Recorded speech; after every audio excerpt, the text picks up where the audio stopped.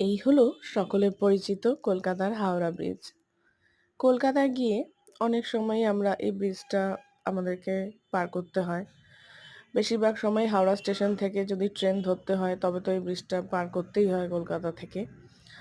এবং সবথেকে ভালো ব্যাপার এই ব্রিজটা দিয়ে যতবারই যাই না কেন সত্যি ভালো লাগে। সবারই মনে হয় কম বেশি ভালোই লাগে।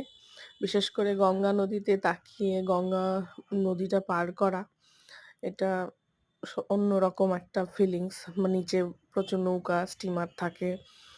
আর আমরা যারা শিলিগুড়িতে থাকি বা নর্থ বেঙ্গলে থাকি তাদের তো আরোই বেশি ভালো লাগে।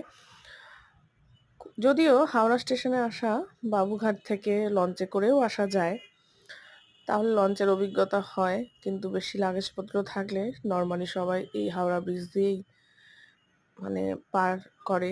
হাওড়া ব্রিজটা পার করেই হাওড়া স্টেশনে আসে।